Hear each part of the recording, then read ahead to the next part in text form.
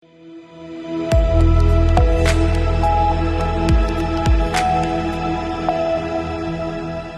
के बाद स्वागत है आप सभी का मध्य प्रदेश और छत्तीसगढ़ बुलेटिन में। आपके साथ मैं हूं श्वेता तिवारी। इस बुलेटिन में बात होगी देवास की, जहां कलेक्टर ऋतुराज सिंह ने जिला अस्पताल का औचक निरीक्षण किया। साथ ही बात होगी दुर्ग की, जहां एक अज्ञात महिला का शव मिलने से इलाके में सनसनी फैल गई। ऐसी तमाम खबरों पे आगे और भी विस्तार से देंगे जानकारी। देवास से खबर है, जहां कलेक्टर ऋतुराज सिंह ने शुक्रवार रात को जिला अस्पताल का औचक निरीक्षण किया। निरीक्षण के दौरान कलेक्टर ने वार्डों में पहुंचकर मरीजों से उपचार सुविधाओं और समस्याओं के संबंध में चर्चा की और अस्पताल प्रबंधन को आवश्यक सुधार करने के निर्देश दिए। निरीक्षण के दौरान कुछ वार्डों में डॉक्टर और नर्स अनुपस्थित पाए जाने पर कलेक्टर ने संबंधितों के खिलाफ कार्यवाही के निर्देश दिए। कलेक्टर ने जिला अस्पताल के निरीक्षण के दौरान NSUI वार्ड का निरीक्षण किया। निरीक्षण के दौरान डॉक्टर और मैटरनिटी में स्टाफ नर्स अनुपस्थित पाए गए, जिस पर कलेक्टर ने संबंधितों पर कार्रवाई के निर्देश दिए। निरीक्षण के दौरान कलेक्टर से जिला अस्पताल के रसोई घर का निरीक्षण किया गया और आवश्यक दिशा निर्देश दिए गए। निरीक्षण के दौरान तहसीलदार सपना शर्मा, RMO अजय पटेल सहित अन्य उपस्थित रहे। देवास से सी न्यूज संवाददाता साजिद पठान की रिपोर्ट। दुर्ग से खबर है, जहां भिलाई में चंद्रा मौर्य अंडर ब्रिज के समीप नाली में बोरी में बंद एक अज्ञात महिला का शव मिलने से इलाके में सनसनी फैल गई। बोरी के बाहर महिला का हाथ दिखाई देने पर राहगीरों ने तत्काल सुपेला पुलिस को सूचना दी। सूचना मिलते ही सुपेला थाना पुलिस और फॉरेंसिक विभाग की टीम मौके पर पहुंची। शव को कब्जे में लेकर जांच शुरू कर दी है। मामला सुपेला थाना क्षेत्र का बताया जा रहा है। फिलहाल पुलिस की विवेचना जारी है। एक महिला का शव मिला है जो बोरे में बंद है और पंचनामा पोस्टमार्टम हेतु शव को भेजा जा रहा है। FSL की टीम भी वहीं पहुंच रही है और पंचनामा और पोस्टमार्टम के बाद ही मृत्यु के कारणों की जानकारी हो पाएगी। सर, किसी तरह शिनाख्त नहीं कर सकते क्या? अभी शिनाख्त नहीं हुई है, पर कोशिश की जा रही है कि जल्दी शिनाख्त हो जाए। दुर्ग के भिलाई से सी न्यूज संवाददाता धर्मेंद्र की रिपोर्ट।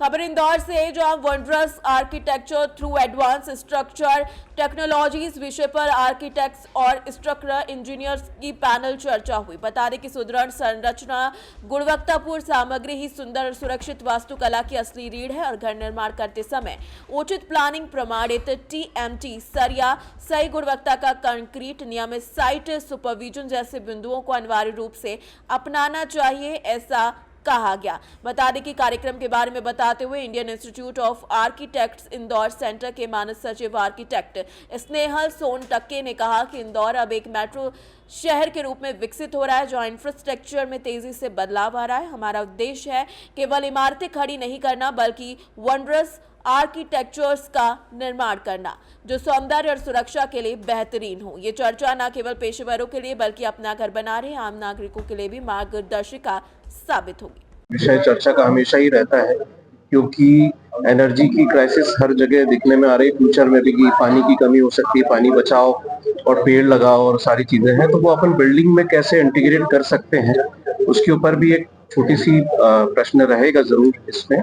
बाकी तो जो फ्यूचर में टेक्नोलॉजीज अपन अवेट कर रहे हैं कि जो अब इंडिया को बड़ी अच्छी नजरों से देखा जा रहा है पूरे विश्व में, क्योंकि इंडिया इज द फास्टेस्ट जो है डेवलपिंग कंट्री होने जा रही है, तो उस हिसाब से यहाँ का डेवलपमेंट रियल एस्टेट इंफ्रास्ट्रक्चर में भी होना है। तो वो कैसे नई चीजों, जैसे प्रीकास्ट की मैंने अभी बात करी थी, ऐसे और भी टेक्नोलॉजीज हैं जो कि स्टील में भी काम हो रही है, जिसमें कंक्रीट का भी शायद यूज ना होता है। ऐसी बहुत जो फास्ट कंस्ट्रक्शन होते हैं बड़े मॉल्स, इसमें सिर्फ ग्लास और स्टील से पूरी बिल्डिंग बन जाती है, तो उसके ऊपर भी चर्चा रहेगी। तो ऐसी कई इसी तरह की टेक्नोलॉजीज के ऊपर चर्चा। देश की क्वालिटी, देश में जो कंस्ट्रक्शन है उसमें क्वालिटी ओरिएंटेड कंस्ट्रक्शन की जरूरत क्यों है, खासकर मध्य प्रदेश से जो हम शुरुआत कर रहे हैं?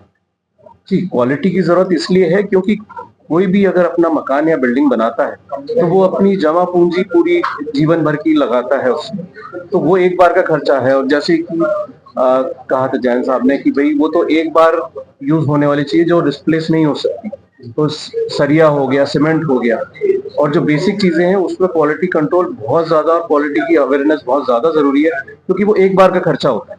और अपन चाहते ही नहीं है कि भाई ऐसा ना हो कि 25-30 साल बाद ही अपने पूरा जो क्वालिटी अच्छी ना हो, तो जो बिल्डिंग बनी वो तो स्क्रैप हो जाएगी। उसको स्क्रैप को संभालना, उसको यूज करना, फिर से खर्चा करना, इससे अच्छा एक बिल्डिंग बनाए जो कि क्वालिटी कंट्रोल्ड हो और वो 70 से 80 साल तक अपनी सेवाएं। इसका कोई फर्क पड़ेगा सर? बजट है उसका?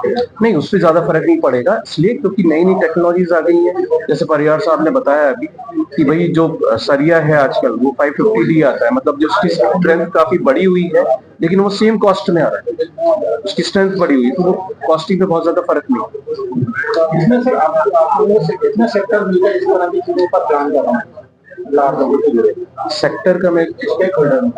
हाँ, स्टेक होल्डर्स इसमें आर्किटेक्ट्स हैं, इसमें स्ट्रक्चरल इंजीनियर्स हैं, और जो सर्विस प्रोवाइडर्स हैं दूसरे भी, वो सभी इसमें इन्वॉल्व रहेंगे, जो कि कल के इसमें कार्यक्रम में शामिल रहेंगे।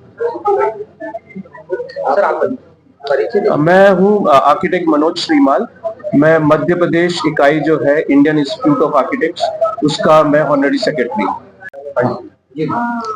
ये जो एक परिचर्चा आयोजित की जा रही है, ये बहुत ही अच्छा प्लेटफॉर्म है, क्योंकि किसी भी कंस्ट्रक्शन में जितने भी स्टेक होल्डर्स रहते हैं, आर्किटेक्ट्स होते हैं, स्ट्रक्चरल इंजीनियर्स होते हैं, एक अच्छा मटेरियल सप्लायर होते हैं, इन सभी की गुणवत्ता को हम किस तरह सहेज कर पूरे प्रोजेक्ट में हम किस तरह नई टेक्नोलॉजी का इस्तेमाल करते हुए हम नए प्रोजेक्ट्स बना सकते हैं जो फ्यूचर रेडी हों, और जिसमें नई टेक्नोलॉजीज और नए जो भी हमारे इन्वेंशंस हो रहे हैं, और जिस तरह हम आर्किटेक्ट्स नई नई चीजों को अलग फॉर्म में इमेजिन कर रहे हैं, जैसे फ्लूइड आर्किटेक्चर हो गया, या बीमलेस स्ट्रक्चर्स हो गए, या लार्ज स्पैन्स हो गए, जो भी नई नई टेक्नोलॉजीज विद एआई इंटरवेंशन आजकल आर्किटेक्ट्स डिजाइन कर रहे हैं, उसको हम कैसे कोलैबोरेशन में स्ट्रक्चरल इंजीनियर्स के साथ, नई टेक्नोलॉजीज के साथ हम प्रोजेक्ट एग्जीक्यूट कर सकते हैं, इन्हीं बातों पे एक परिचर्चा है। और बहुत अच्छा माध्यम है जहाँ पे हम सब एक साथ एक प्लेटफॉर्म पे आके क्या चैलेंजेस हैं, क्या नई टेक्नोलॉजीज हम यूज कर सकते हैं, और किस तरह हमें प्रोजेक्ट को आगे बढ़ाना है, उस पे एक चर्चा करने वाले हैं। कौन कौन से स्टेक होल्डर्स को करते हैं, और दूसरा ये कि कई सारे ऐसे प्रोजेक्ट्स हैं जो उसमें गवर्नमेंट एजेंसीज का डायरेक्ट इन्वॉल्वमेंट रहता है, क्या गवर्नमेंट एजेंसीज के लोग जी, इसमें आईडीए के हमारे जो सीईओ हैं वो भी आमंत्रित रहेंगे, और डेफिनेटली हम आशा करते हैं कि उनसे भी बहुत अच्छे हमें इनपुट्स मिलेंगे। इस तरह से पूरा कार्यक्रम आयोजित है। मैं आर्किटेक्ट स्नेहल सोनटके, मैं आईआईए इंदौर सेंटर की ऑनररी सेक्रेटरी हूँ। इंदौर से सीनियर संवाददाता अमिल शाह की रिपोर्ट। इंदौर से खबर है, जो Birla fertility and IVF Indore ने एक मीडिया इंटरेक्शन का आयोजन किया, जिसमें फर्टिलिटी और आईवीएफ विशेषज्ञ डॉक्टर आस्था जैन ने सर्दियों के मौसम का प्रजनन क्षमता पर अच्छा प्रभाव, फर्टिलिटी बेहतर करने वाली सर्जरी की अहमियत और वैज्ञानिक गाइडलाइन पर आधारित आईवीएफ उपचार की महत्वपूर्ण भूमिका पर चर्चा की। डॉक्टर जैन के मुताबिक सर्दियों का मौसम प्रजनन स्वास्थ्य के लिए काफी स्वाभाविक अच्छा माना जाता है। उन्होंने कहा कि सर्दियों में धूप भरपूर मिलती है, जिससे विटामिन डी का स्तर भी बेहतर होता है। साथ ही मौसमी ताजा और पोषक आहार शरीर को ऊर्जा और हार्मोनल संतुलन बनाता है। हम बात करेंगे इस वीडियो में सबसे पहले विंटर्स का क्या इफ़ेक्ट होता है हमारी हेल्थ के ऊपर, विंटर्स में हेल्थ क्यों इम्प्रूव होती है।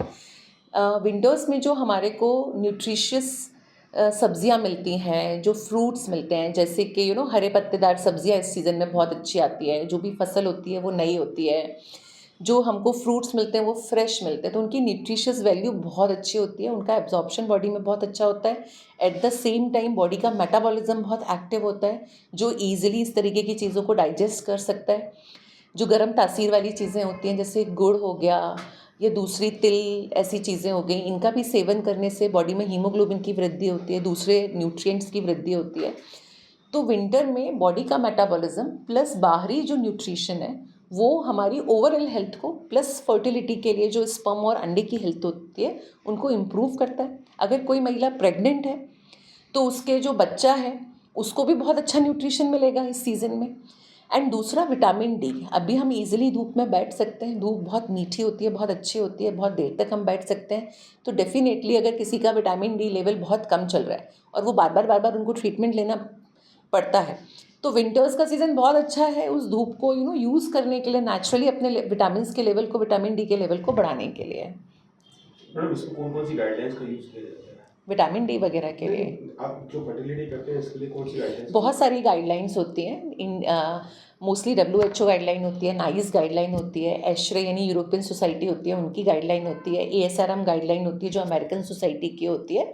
तो डिफरेंट गाइडलाइंस के ट्रीटमेंट को पेशेंट टू पेशेंट यूज़ किया जाता है। मेरा नाम डॉक्टर आस्था जैन है, मैं बिरला फर्टिलिटी इंदौर में कंसल्टेंट हूँ। इंदौर से सी न्यूज संवाददाता राकेश रायकवार के साथ एमएल शाह की रिपोर्ट।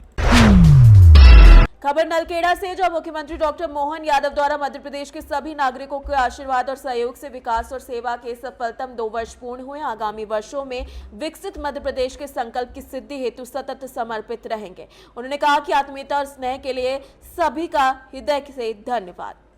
नलखेड़ा से सी न्यूज संवाददाता इमरान लाला की रिपोर्ट। खबर राजनांदगांव के छुरिया से, जहां जनपद पंचायत छुरिया में ग्राम पंचायत बोरियडी में जल संरक्षण कर भविष्य की चिंता करते हुए नाले में बोरी बंधान का कार्य किया गया। इस अवसर पर मुख्य रूप से संजय कुमार सिन्हा, अध्यक्ष जनपद पंचायत छुरिया, नैन सिंह पटेल, उपाध्यक्ष मंडल भाजपा सूर्या, मोहित पटोडी, ग्राम अधिकारी मनरेगा फतेश देवांगन, तकनीकी सहायक भीष्म शोरी, सरपंच मौजूद रहे। सेना ने उपस्थित जनों को संबोधित करते हुए कहा कि भविष्य की सुरक्षा जल संरक्षण से आने वाली पीढ़ियों के लिए पानी सुरक्षित रहेगा। पर्यावरण संरक्षण, नदियां, नाले, झीलें और भू स्तर पर संतुलित बना रहे, जहां ऊर्जा की बचत, पानी को पंप और शुद्ध करने में ऊर्जा कम खर्च होती है। इस अवसर पर शिशुपाल पटेल, सचिव हीराराम मंडावी, उप सरपंच नंदिनी कंवर, नेमा कंवर समेत कई लोग मौजूद रहे। राजनांदगांव छुरिया से सी न्यूज संवाददाता राधेश्याम शर्मा की रिपोर्ट। सिंगरौली से खबर है, जो अडानी फाउंडेशन, उत्कृष्ट जैविक संस्थान एवं मध्य प्रदेश राज्य ग्रामीण आजीविका मिशन के संयुक्त तत्वावधान में अटल सामुदायिक भवन में उद्यमिता विकास कार्यक्रम का आयोजन किया गया। कार्यक्रम के दौरान स्वयं सहायता समूह द्वारा विभिन्न उत्पादों की प्रदर्शनी लगाई गई और समूह को मार्केटिंग और व्यवसाय विस्तार के संबंध में प्रशिक्षण प्रदान किया गया। इस अवसर पर उपाध्यक्ष अर्चना सिंह, भाजपा नेत्री सीमा जायसवाल, अध्यक्ष महिला मोर्चा भाजपा की गरिमामयी उपस्थिति रही।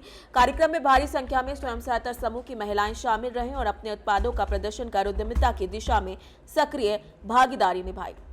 कल दिनांक 13/12/2025 को न्यायालय बढ़न में लोक अदालत का आयोजन किया गया है। नगर निगम सिंगरौली के सभी नागरिकों से हमारी अपील की जा रही है कि जिनके ऊपर नगर निगम का संपत्ति कर, दुकान का किराया, जलकर की राशि और भू भाटक बकाया है, सब लोग यहाँ पे आके बढ़न न्यायालय में, उसके बगल में सामुदायिक भवन है, उसमें नगर निगम की पूरी टीम बैठती है। वहाँ पे आप आके अपना बकाया टैक्स जमा करें और उसमें जो पेनल्टी लगती है उस दिन वो छूट रहेगी। क्योंकि जो पेनल्टी लगती है लोक अदालत के दिन तक ही छूट रहती है। लोक अदालत के बाद वो पेनल्टी समाप्त हो जाती है और फिर सभी में 10% पेनल्टी चार्ज होती है। इसलिए सरकार ये छूट आप लोगों को देती है लोक अदालत के माध्यम से जमा करने के लिए। आप लोगों से आग्रह है कि सभी लोग लोक अदालत में आकर अपना अधिक से अधिक जो भी बकाया हो राशि जमा करते हुए नगर निगम के विकास काम में सहयोग भी प्रदान करें और लगने वाले पेनल्टी से छूट का भी लाभ उठाएं। सिंगरौली से सी न्यूज संवाददाता मिथिलेश कुमार यादव की रिपोर्ट।